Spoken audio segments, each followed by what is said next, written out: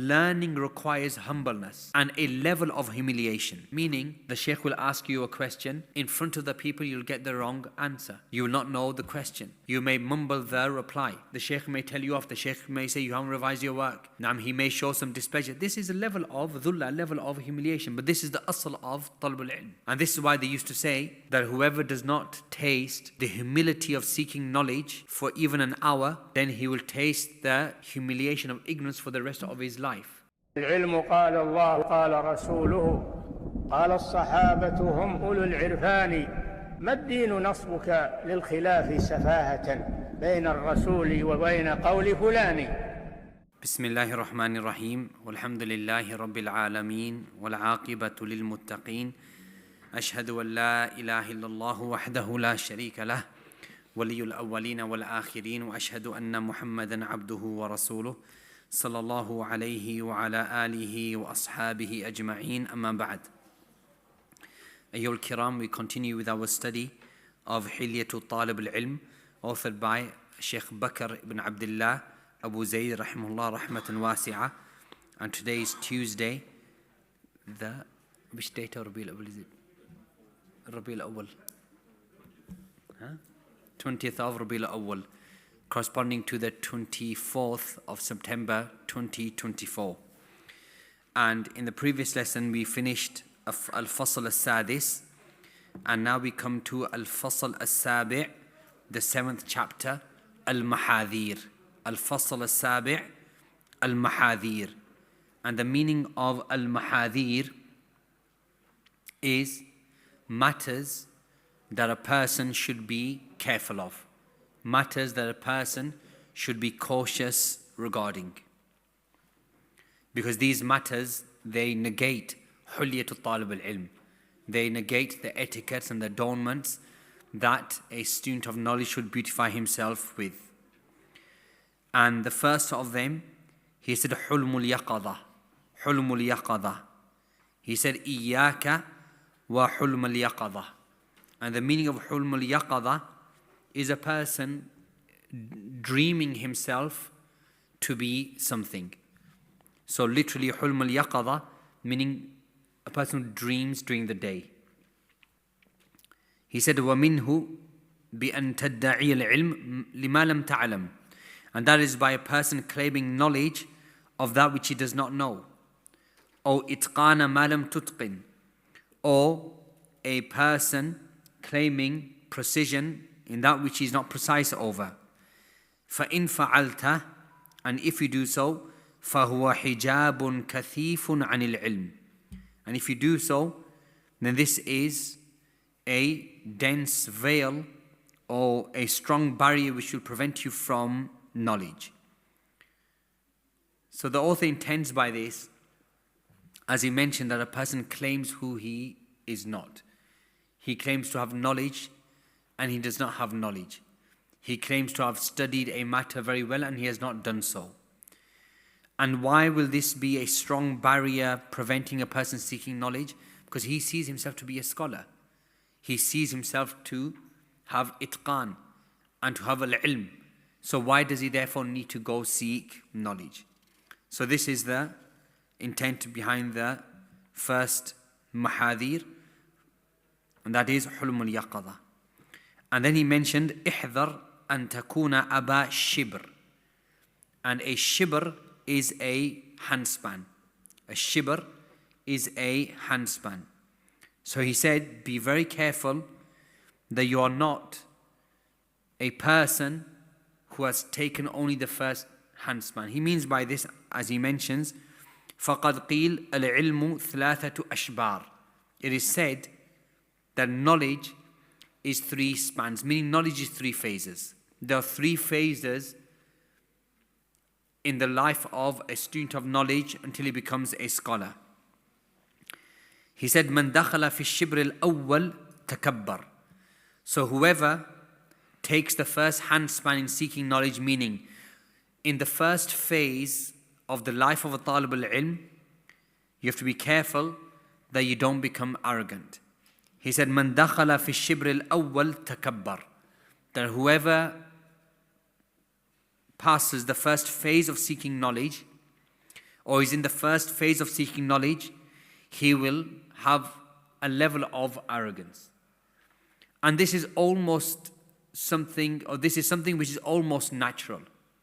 Why? Because this person, he has gained a little bit of knowledge. And that little bit of knowledge makes him better or more knowledgeable than those who are around him. And therefore, naturally, he may become arrogant. He said, وَمَنْ دَخَلَ فِي الشِّبْرِ الثَّانِ تَوَاضَعَ. However, a person who reaches the second phase, the second level, the second span of knowledge, he will become humble. So now this second person, he has increased in his knowledge, and he is like an alim, and from the traits and the qualities of the ulama is at-tawadu, is humbleness. And then he said, وَمَنْ دَخَلَ فِي الشِّبْرِ الثَّالِثِ عَلِمَ أَنَّهُ مَا يَعْلَمُ.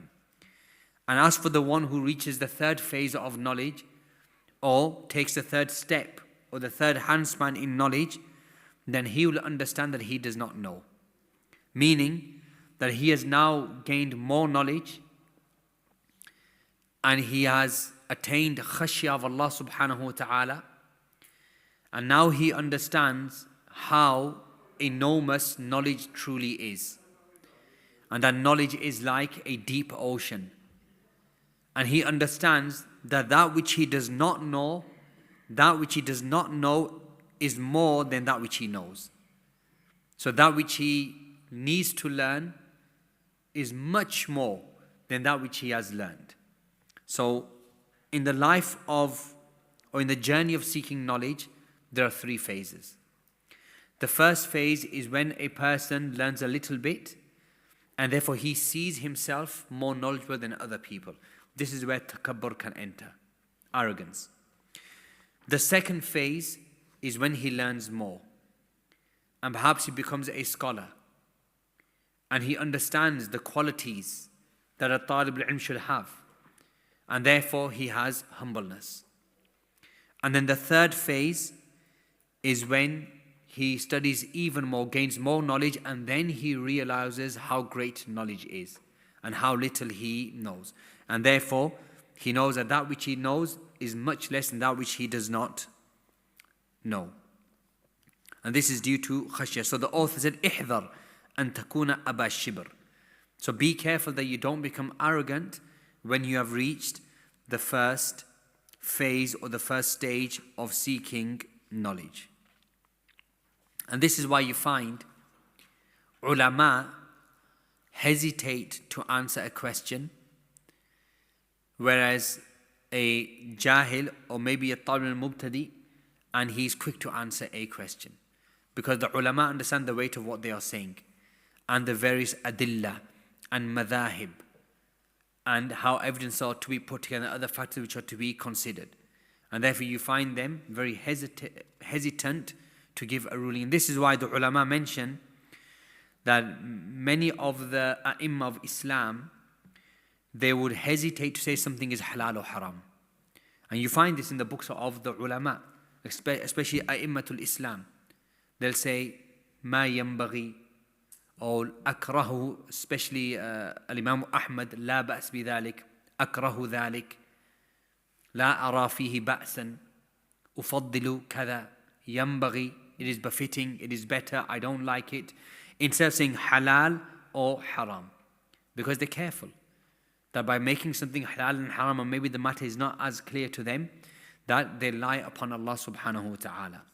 So, احذر أن تكون أبا شبر. Don't be that person who becomes arrogant because he has gained a little amount of knowledge.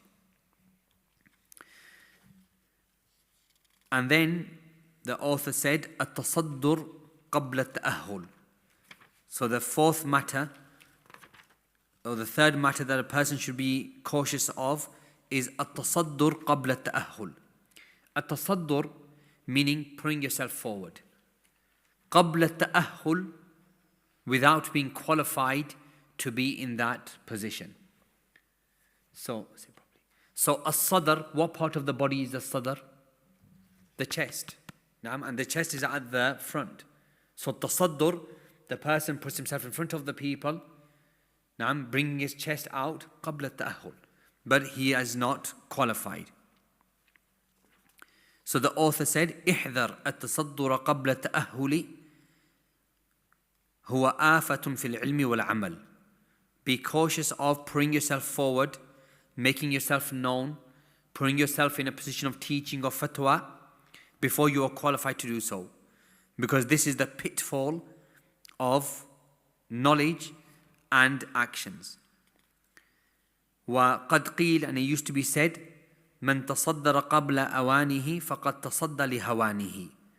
That whoever puts himself forward before he has matured, before the time has come, then he has opened himself up to humiliation. He has opened himself up to humiliation. And this is because there are various pitfalls, like he said, آفة العلم والعمل. There are various pitfalls in a person becoming known, becoming prominent, or putting himself forward when he's not qualified to do so. First, and the most dangerous of them is إعجاب النفس والتكبر. That he has self-amazement. He's pleased, he's amazed by his own self. And also arrogance. And secondly, as Shaykh ibn Uthaymin mentions, التقول على الله ما لا يعلم. That he may fabricate things regarding Islam which he has no knowledge of. Why? Because he's not qualified to be teaching or giving fatwa. And so he puts himself in a position of giving fatwa. Now when people ask him, he's too embarrassed to say, I don't know. He's too embarrassed to say, this issue I don't know probably. This issue I need to go research. So because of his embarrassment and ijab al-nafs, he makes up an answer. This is the danger. And he said, أنه لا يقبل الحق في الغالب. And in most cases, he will not accept advice. In most cases, he will not accept advice or the truth from somebody. He cannot accept being wrong. And we took previously the statement of Umar radiallahu an in Sahih Bukhari, تفقهوا قبل أن تسودوا. That learn before you are put in a position of authority, before you have status. Because learning requires humbleness and a level of humiliation. Learning requires humbleness and a level of humiliation. Meaning, the Shaykh will answer you a question. The Shaykh will ask you a question. In front of the people, you'll get the wrong answer. You will not know the question. You may mumble the reply. The Shaykh may tell you off. The Shaykh may say you haven't revised your work. He may show some displeasure. This is a level of dhullah, a level of humiliation. But this is the asl of talab al-ilm. And this is why they used to say that whoever does not taste the humility of seeking knowledge for even an hour, then he will taste the humiliation of ignorance for the rest of his life. So, the alim is higher, naturally, and the talib ilm, the seeker, is lower. The seeker is lower than the giver. So when you're sitting in front of the giver and you're the seeker, then you are lower. But a person has to taste that humbleness and that humiliation or humility for a while in order to attain knowledge. And this is why, and even in English, what do we say? Seek knowledge at the feet of the ulama. There has to be a level of humbleness. So the one who has status, who people know, it's difficult for him to humble himself. It's difficult for him to accept being lower, to accept being advised, to accept being corrected. And this is why Umar radiallahu anhu said, تَفَقَّهُ قَبْلَ أَن تَسَوَّدُوا. That learn and seek knowledge before you become what? تَسَوَّدُوا Sayyid, Sada. تَسَوَّدُوا from the word Sada, and the chief and the masters of the people of status and authority. And then after this, if a person asks that what are the indicators that a person is now qualified to teach? If a person says, what are the indicators that a person is qualified to teach? So there are two indicators which for sure show us somebody's qualified, inshaAllah. And then the third one is possible. The first of them, shahadatul ulama. The ulama recognizing the worth of a person. The ulama recognizing the worth of a person. The ulama praising a particular individual for his knowledge, because he has studied for a long time, etc. And what did Al-Imam Malik rahimahullah say? And we studied this previously. He said, مَا جَلَسْتُ لِلْفَتْوَى حَتَّى شَهِدَ لِي سَبْعُونَ مِنَ الْعُلَمَاءِ, or something similar. He said, I did not sit to give fatwa until 70 scholars mentioned that I am qualified to give a fatwa. And that was Al-Imam Malik. So the first indicator of ta'ahul, we said shahadatul ulama, tazkiyatul ulama. The second indicator, shahadatul aqran. There are person's colleagues amongst the tulab al-ilm, they praise him. They say from amongst us he's the strongest. From amongst us he is worthy of teaching and knowledge. So the colleagues of a person from amongst the tulab al-ilm who recognize his virtue and his knowledge, they encourage people to learn from him. The third one are university certificates. We're talking about Islamic universities. Naam, Jamiatul Islamiyya, Jamiatul Imam, Shahadat from Kuwait, Misr, etc. So we don't belittle a person. We don't belittle a person who has gone and studied and spent 6, 7, 9, 10 years of his life, sacrificed, gone and studied in a well-known institution. But at the same time, this does not mean that everybody who has a certificate is now qualified to give knowledge or fatwa. But at the same time, it doesn't mean we belittle the person or that he has not studied anything or he's not qualified. No, you have to look at the person's knowledge. Shaykh ibn Uthaymin rahimahullah ala kulli hal, and this is the mas'ala which is important to us. He mentions a mas'ala. He said, if it is said that in our country there are no ulama, but we have some tulab al-ilm who have studied a little bit. And these are not tulab al-ilm kibar, yani big students of knowledge or mashayikh or ulama, but we have some tulab al-ilm with us. Should they put themselves forward to teach or not? And he replies, التصدر من غير المتأهل خطر. That a person being put forward, putting himself forward to teach and he's not qualified is dangerous. وَفِيهِ مَحَاذِيرٌ, and there are many pitfalls. فَإِذَا تَصَدَّرَ الْإِنسَانُ وَلَوْ بَيْنَ مَنْ دُونَهُ فِي الْعِلْمِ فَقَدْ اغْتَرَّ بِنَفْسِهِ. So if a person becomes prominent, well known, or he puts himself forward even amongst those who are less than him in knowledge, then he will become deceived by his own status. And he will say, أَنَا شَيْخُ هَؤُلَاء, that I am their teacher, I am their sheikh.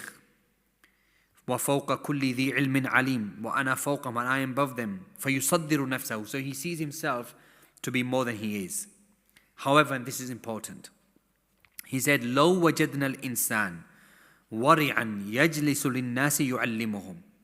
However, if we find a person, wari'an, and he has taqwa, humility, humbleness, taqwa, piety, and he sits in order to teach the people. لكن إذا سئل عن مسألة لا يعرفها قال. However, if he's questioned about something which he does not know, he says, أمسكوا, withhold, حتى أسأل العلماء فهذا طيب. Let me check, let me ask the ulama, then this is something which is good. Because this point that Ibn Uthaymin rahimahullah makes, the danger is that we go to extremes. Because the reality is, who sees his own self as being muta'ahil, I'm qualified to teach. Nobody's going to say regarding this, I'm able to teach. At the same time, you have a community, you have a small masjid, you have a community, and they require knowledge. And there is jahl and shirk and bid'ah. So now if every talib al-ilm, if every graduate, if he says, well, I'm not qualified, and there's a danger behind التصدر قبل التأهل, there would be no knowledge, there would be no teaching. So a person tries his best, maintains a taqwa, does not claim that which he does not know, does not teach that which he does not know. And there's a difference between fatwa and at-ta'lim. Differentiate between fatwa and ta'lim. So ta'lim is teaching. Fatwa, of course, is giving fatawa. So we differentiate between these matters. And that which he does not know, he says, I do not know. Let me ask the ulama. And if my advice would be that if that imam or that brother if he cooperated with other Tullab al-Ilm and maybe one or two mashayikh that he's always in touch with. And therefore, if a masala or an issue or a fatwa comes up, then he cooperates with them and he checks with them and then he returns back.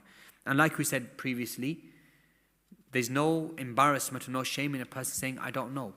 I need to check. Let me come back to you. Let me check the fatwa of the ulama. And now it has been made easy with the amount and how fatwa have been facilitated. And we mentioned previously the statement of Ibn Mas'ud radiallahu an, من العلم أن يقول المرء لما لا يعلم لا أعلم. That from knowledge is for a person who does not know to say, I do not know. And some of them said, نصف العلم القول لا أدري. Half of knowledge saying, I do not know. So there's no embarrassment in this. And then after this, the author, he mentions التنمر بالعلم. التنمر بالعلم. How is that translated? Huh? I think that's, Wallahu a'lam, is not correct translation. التنمر, the meaning of the modern meaning of التنمر is bullying. The modern meaning of التنمر is bullying. نعم. إبراز النفس, that a person brings himself out forward. كأنه نمر, as if he's a lion or a tiger. As if he's a tiger. This is the meaning of التنمر. That a person shows up as if he's a tiger or a lion or a predator. So التنمر, in modern usage, it means bullying. The author clarifies it. He said, احذر ما يتسلى به المفلسون من العلم يراجع مسألة أو مسألتين فإذا كان في مجلس فيه من يشار إليه أثار البحث فيهما ليظهر علمه. He says, and he gives a beautiful example, that be careful of those people who, if they know that there's a gathering, and maybe there's a sheikh or an alim or an imam in that gathering, what does he do? He'll research one or two issues. And then he'll bring that issue up. Why? To show how much knowledge he has and how much research he has done. Why? Because he researched that one issue or those two masail. And of course, even if it's an alim in front of you, even an alim, he isn't always prepared to debate every single issue with great detail. Even the alim requires to go back and revise and check the references and the ahadith and the ahkam and the madhahib, etc. So this person comes along, having prepared himself, and then just to show how much knowledge he has, then he'll bring up that issue on purpose. And then when that alim or the sheikh gives an answer, even if it's a simple answer, then, but what do you say about the saying of Shaykh al-Islam and Imam Fulan and this hadith, and what about that evidence? Why? Just to show himself as if he is now a tiger or a lion in knowledge. So, of course, it's a type of bullying. So this also, the author warns against التنمر بالعلم. And of course all of this comes from التكبر, arrogance, and a person wanting to be known, na'udhu billah, wanting to put himself forward. Ikhwani fillah, if you excuse me, we'll finish with that point today, inshallah, until the next lesson on Thursday, bi'idhnillah. Wa jazakumullah khair, and I apologize for finishing early.